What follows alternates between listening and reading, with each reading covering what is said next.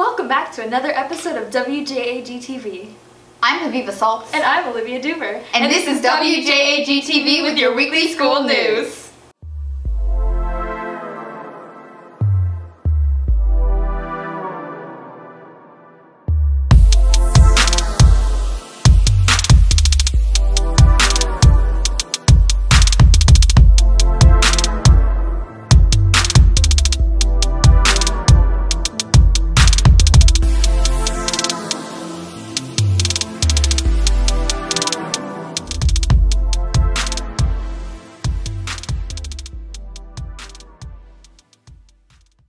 So Haviva, what's your favorite food? I like pasta. What's yours? Well, I like French fries, but some people like to eat bugs. Some of those people were there at the local insect festival, the Insectival. Catherine Wang went to investigate. 2.5 weeks ago on September 15th, the Botanical Gardens held the 27th Annual Insectival at its visitor center. The event received a large turnout of people, all of which were families. The event provided various activities including arts and crafts, an insect zoo, and informational booths, attracting many young children. In the few years that I've been here, it's been about 1,000 people or so each event, which has just been great. That tells me that we are doing a pretty good job keeping things exciting for people. The butterfly release is a big part of that. I think people really like to see the butterflies and get to very briefly interact with them. There's a lot that has stayed the same, and there's also a lot that changes every year. We try to keep it fresh for folks that come multiple times. This year we've got some representatives from the Department of Natural Resources that have a live bat, which is kind of cool. We had Dance FX and a Center City Ballet Movement and Arts performance. Did some dance pieces for us.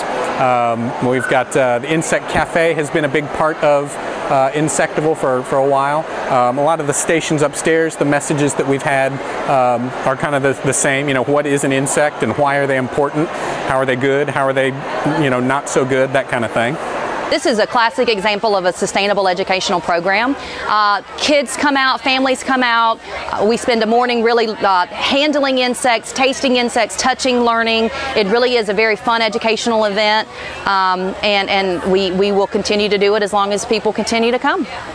I have a very interested 7-year-old that would like to explore every part of the world. So she wanted to come out to see insects today, and we brought her friend with her. I just like to get a further idea of all the different things in the world. There's a huge variety of creatures and insects, and kind of cool to do it here where you come and see all these different plants from around the world, and maybe sometimes think of them in isolation, but you now get to see it all together.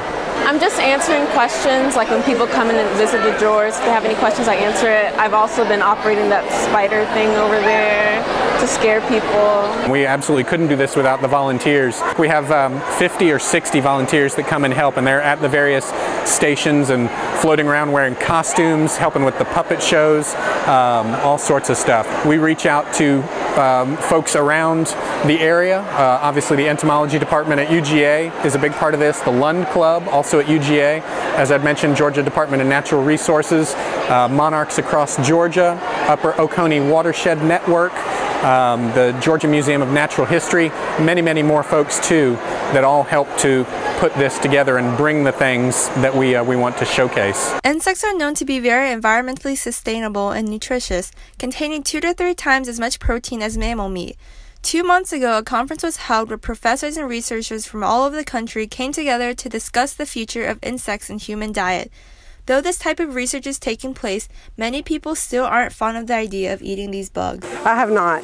Last time I ate an insect was at a middle school science fair, so I feel one and done, I would say it's maybe a new food for a lot of people, and it's just trying to get used to something new. Insects are commonly consumed around the world. It's a very small portion of North America and Eastern and Western Europe that do not. And really we think it's more just the distance from the equator. We don't have access to insects year-round. In the middle of the winter, you don't see insects flying around, so we have to rely on other protein sources like larger mammals or fish or things like that. I generally compare insects to tofu. They taste like what you season them with. So if I have a cricket, I'm going to salt it and roast it, and then if I want it sweet, I'll add chocolate. If I want it savory, I'll add garlic and Parmesan or any numerous other toppings.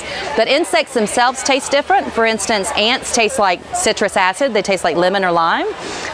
Green stink bugs taste like peppermints or green Jolly Ranchers, and crickets taste like sesame seeds. So there are thousands of different insects that you can eat, and they really each have their own flavor profile. Culturally, like at least like like America, like we don't like do a lot of that. Like reading it's like a lot of those insects people like either like deep fry them or they eat them or it's a delicacy, and like since there's a huge source to them and apparently like a really good source of protein, people are saying like that's where it's kind of moving anyway. So I guess I'm gonna have to like learn to be okay with eating insects. So I think as there's more interest, you start seeing it in the news more, you start reading about it, chefs start using it more, you see it in your grocery stores, the normalization will come with time. I think it'll lose some of that stigma and people will start to accept it much more. Events like this definitely give people an opportunity to maybe taste insects like we're doing downstairs at the cafe, or learn about appreciating insects like we're doing upstairs with the live insect zoo. So it's definitely twofold exposure. Overall, bugs are fascinating to people, whether they like to admit that or not. There's that one bug that everybody either loves or hates, but you still want to come see it. The kids obviously enjoy the arts and crafts. Some of the more daring souls enjoy the food that they can eat here that's got the bugs in it. So a little bit of something for everybody. I really enjoy the exhibits. I really enjoy the people I've gotten to talk to and just like the things I've learned. They're really pretty, a lot of these insects. Like it's just crazy, just the different colors and everything. So it's just cool. Those are some creepy critters. They sure were. I also went to a cool event recently. I attended Atlanta's annual anime convention. Here's what I learned. Japanese animation, otherwise known as anime, and Japanese comics, also known as manga, are popular among Cedar Shoals students. The Cedar School Library stocks a more diverse collection of manga than the public library does, and many students read the manga in their spare time. What can you tell me about the manga selection at Cedar Shoals? The biggest selection in the county. Why is it that you spend so much money on refreshing it and keeping the manga selection new and interesting? Well, it's one of the most popular sections we have in the entire library. This is what a large portion of the population reads right now. Just in the past month, we've had 655 manga books checked out. If it were one per student, that's almost every other student checking out a manga between now and the first day of school. Do you think that we have more fans at Cedar Shoals who are like casual fans, or do we have more people who are like really hardcore manga fans? I think we have a mix because some people are reading it for the first time, they've never tried it, and then they get into it, but they're not like going to like come in every morning to check the next book out, whereas we have other folks who are going to come here every day to make sure they get the next book in the series that they're reading. Anime Week in Atlanta is an annual 4-day convention held during the last weekend of September at the Cobb Galleria Center and the Renaissance Waverly Hotel in Atlanta, about 70 miles away from Cedar Shoals. It includes fan panels, guests such as voice actors and artists, concerts, video games, and tabletop games. My name is Aviva Saltz, and I'm here at Anime Week in Atlanta. I'm dressed as Winry from Full Metal Alchemist, and I'm going to go interview some cosplayers. For people who don't know, what is cosplay? Cosplay, it's a portmanteau of the two words, costume play. It's short for costume play. So cosplay is really a bunch of people just dressing up in costumes and they're really going out and just having a good time. It's kind of like Halloween, but more into the character versus just dressing up for one day. It's like, it's a hobby. You're either making or buying an outfit. And I made this entire outfit by myself, from scratch. Can you tell me about who you're cosplaying? I am Captain Marvel from the Marvel Universe. I'm cosplaying Yuri from Yuri on Ice. My cosplay is Blastoise from Pokemon. Why do you go to AWA specifically? This is actually my first convention. I went for the first time back in middle school. Where I work, you don't really get lots of days off. And I magically got the days off, so I'm like, I'm going to this con, like, I'm free this weekend, so I'm gonna go. Why do you cosplay? Because it's so much easier to find people who like the same stuff as you do. Like, you're in Winry, and so anybody that likes Full Metal Alchemist can know that they can come up to you and be like, have you seen this thing? And it's immediate, it's an instant conversation starter. I love the atmosphere. I love how vibrant the area is, how everyone's just very chill, they're very social about each other. We always compliment each other's costumes, how we look, because everyone works so hard in their costumes. I don't know, I just love the atmosphere of it. Cosplay is really a bunch of people just dressing up in costumes and they're really going out and just having a good time. One of the most popular panels is Ask an Anime Character, where famous voice actors answer questions as their characters. Now with that being said, you ready to start? This year, actors Michael Sinterniklaas, Dante Bosco, Lauren Landa, Steve Bloom, and Kyle McCarley voiced answers as popular characters such as Orochimaru from Naruto, Prince Zuko from Avatar The Last Airbender, Revealing yourself with your true self, it was really good, Uncle. and Kyoko Sakura from Madoka Magica. I don't know, man. I'm just here to eat food and Pocky. Am I right? Because I'm a rapper, dragon. I'm gonna give you a beat and you rap. Ready? Let's go. Okay. To be fair, the show has been out for over 4 years, so if you have not seen it yet, that is your own fault. Other draws include the Dealer's Room, which houses dozens of booths peddling licensed anime merchandise, and the Artist Alley, which features amateur and professional artists selling prints, comics, art books, and accessories. It's all hand-printed, silkscreen print t-shirt. You know, conventions are really nice. I like the whole community, and I always enjoy like comic or manga when I grow up. So yeah. To tell you honestly, it's a different crowd, much different than selling online. The hobby became a passion, and then it became a business a couple of years ago. Basically, we hang out with a bunch of nerds doing the same thing as you. There's Dragon Con, but that's a lot more adult, and this one's a lot more like friendly to the younger crowd, and it's nice. I've been going to it for a while. It just seems very like home. It's just a lot of fun. Awesome. Want to experience Anime Week in Atlanta for yourself? Go to awa-con.com for more information. Early registration for next year opens in October and tickets start at $50. That looked like a lot of fun. It was. I can't wait to go back again next year. There are many amazing artists here at Cedar, including 12th grader Crystal Figueroa. I had a chance to go to her house and find out more about her work as well as her involvement in tennis.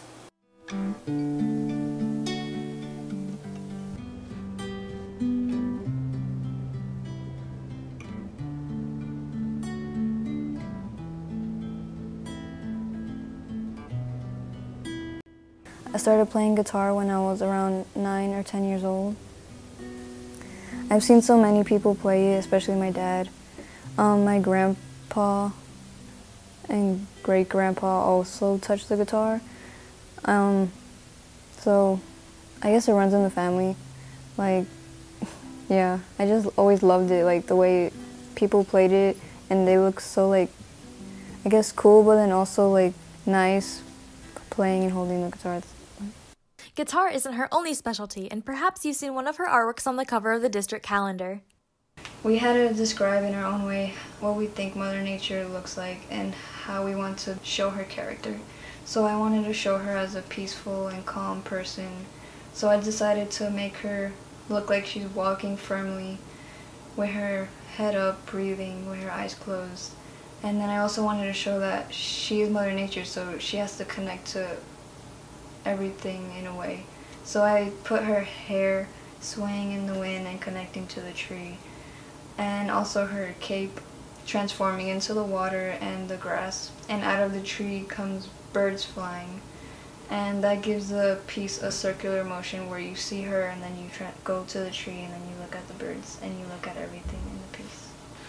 I was not expecting it to go on the cover of the calendar at all, so it was shocking.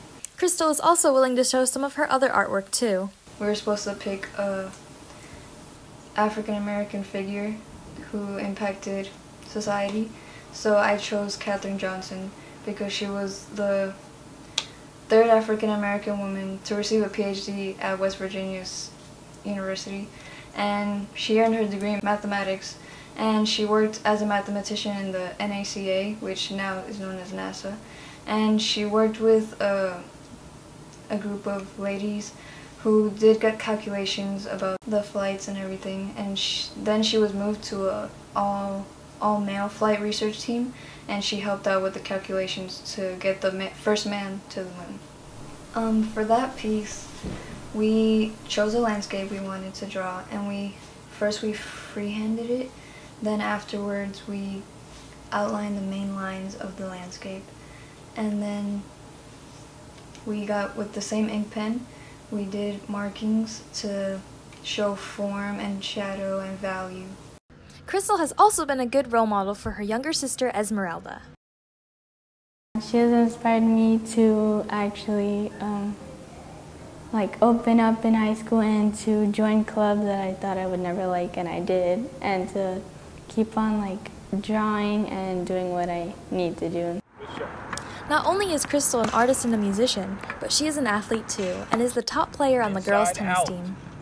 There you go, that's it right there. It's good, but then also hard because people expect a lot from you, and you want to be the best you can at all times. I've been working with Crystal for 4 years now. She joined the tennis team at Cedar Shoals as a freshman, and from there we started the whole process of coaching her, to improve her fundamental skills playing tennis. She's very accurate. She seldomly misses. She's a hard worker. She's a lot of fun. She's easy to work with, and she's consistent. There may be a possibility Crystal may be eligible for a D2 college scholarship in tennis. We're not sure yet. We're going to have to evaluate what takes place with her at the end of this year and what her goals are. Speaking of goals, Crystal wants to become a vet.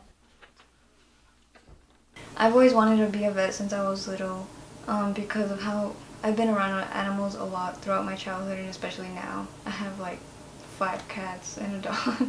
So animals have impacted my life. I just love animals, any type of animal. I just have a passion for them, and I just want to help them out in any way I can. Her art is incredible. I know, right? Where'd you go to middle school? Not anywhere near here. I lived in Kansas. Well, I went to middle school a little closer to home at Hillsman Middle School. Did you know Hillsman's getting renovated? Ansley Gunterman has the story. Hi, my name is Ansley Gunterman, and I'm currently standing here at the Old Gaines School, which is currently being used by Hillsman students while their original building is being renovated. The original Hillsman was built in 1964, and this is the first time it is being rebuilt since then. John Gilbreth, the interim executive who oversees the district departments and the facility renovation and expansion program for Clarke County, helped with the planning of the construction of the new Hillsman building. There was a sequence of facilities based on age of facility and also need for growth. And at that time, the middle schools were the ones that they were deemed to be the next projects in line. So once you determine that the size of the facility that you need based on the number of classrooms, then you start looking at programs that are offered for the school, which equates to space. So therefore, you've got to, add it, increase space to the school. And then there's other site considerations that you got to take into account, which in turn establishes the budget. I believe the construction price was $24 million and some change. It's a 70 to 80% cost analysis to see new versus renovate, and what are you going to get when you're done. So once you determine cost versus renovation, typically the time frame, Hillsman's about a year design process, and then it's a 18-month construction process. The architects, and also in coordination with the teachers and administrators, kind of space considerations. What classes need to be close to one another? Which classes generate noise, such as your connections, band, orchestra, music? So you want to put those in a different section of the building. What our process is, we pre-qualify contractors based on their size, past experience. They've done K-12 projects, that type of thing. So once you're pre-qualified, you'll have a pool of 5 to 10 general contractors that will review the drawings and submit a bid on the project.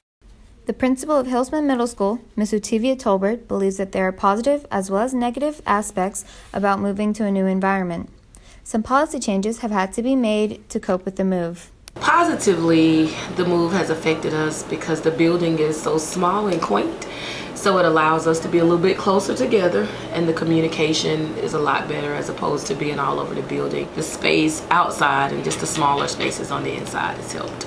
Negatively, the hallways are a bit narrow, so causes some issues with transitions. We don't have lockers here because we don't have the space. So I think a lot of people initially thought, oh my goodness, this is gonna cause a headache. But we went to an organization system here school-wide where we're using binders. They're able to kind of keep everything they need for learning in that binder. Also, the computers, the personal learning devices are now in their homeroom, so they don't take them from class to class. So it's kind of helped them to not have to have so much to carry. So book bags are left in their homeroom classes. Their homeroom and their last period teachers are the same. So when they go in there, their book bags are there. It makes me kind of feel like my stuff isn't as secure as it should be because I don't have my lock and my locker to put it in.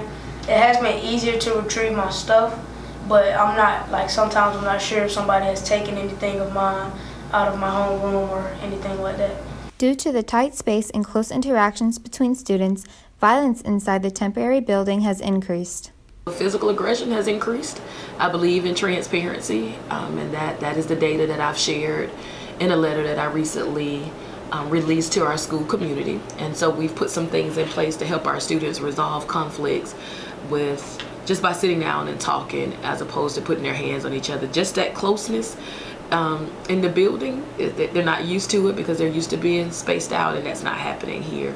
It could be affected by the move, but it could also be just being a middle schooler and being around all these people. The district has approved for us to have 2 additional security officers to just kind of oversee the outside areas. In addition to that, Officer Johnson is keeping in contact with ACCPD to ensure that whatever is happening in the neighborhoods, we are made aware of it so that we are better able to get on top of it before it starts to impact our learning environment. It's not the building that makes the place or makes the school, it's the people within the building that makes it a place or makes it a school. And you can have systems in place to kind of help set and establish those expectations. However, when you're in a new space that you're not used to, you're faced with your day-to-day issues that arise.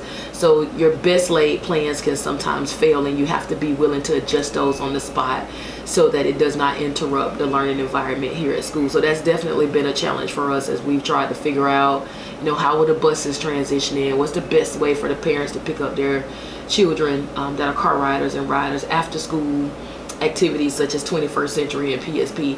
How will we house those? So it's more of a logistical issue that we face. The biggest thing is just the logistical layout of it. This building's built for about 400 students and we have 700, so it's really crowded, and being able to move around, the 7th grade is really spread out, whereas 6th and 8th grade are together. 7th grade is kind of all over the place, and so moving from class to class and everything has been a bit of a challenge. Due to how our space was going to change our class sizes, I now teach 5 sections of social studies so that my class sizes are a little smaller to accommodate the building. Being crowded, I think, in some ways creates anxiety naturally. When you got a bunch of people cramped into one space, you subconsciously become more anxious when you're moving in the hallways and those kind of things. Since it's so small, everyone's so close together, and then they get agitated. We've had to split into 2 lunches because our cafeteria only accommodates about half a grade level. And I know adjusting for that for lunch was a big thing because we had about a 45-minute block each day for lunch, and now that's been cut in half. So being able to get the kids through the line and give them time to sit down and eat, where we used to kind of have this time on the back end of lunch for a little bit of a sunshine break or a little bit of time to potentially study at the end of lunch or come and do some makeup work. Of course, if students were all on their best behavior, because that would always help. It's hard for you to focus because the teachers aren't exactly focused when other kids are acting crazy. We're being more as a team since it's so small, because we got to be closer together. So we're learning how to work better with each other since we got to be so close, and you sit with the group more often than you would at the old Hillsman. The only rule that has changed was the single file line. They starting to pay attention to it more since the hallways are so small. When we're in the class, normally we'll just do work, you get a good job, but normally now they're starting to give prizes if you do, if you get a question right, or they give you house points. And after lunch, they started to take us outside more. In 18 months, hopefully we'll have a brand new Hillsman for you to see.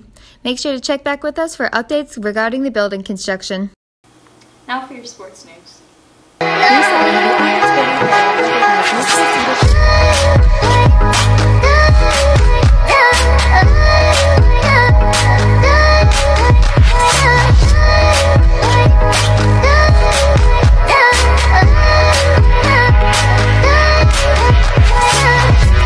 Hello again, JAG fans. I'm Jordan Dulcio, and I'm here bringing you the latest sports news here at Cedar Shoals.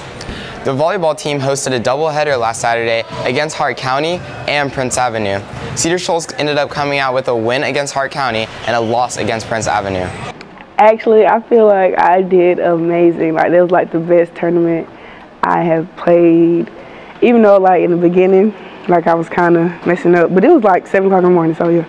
I just want to play better and live up to my legacy of being one of the best middles in the world. I just plan on being better, playing better, just keeping up my spirit, just being Sakia, I guess. Next season, since I'll be a senior, I just hope that everyone gets along.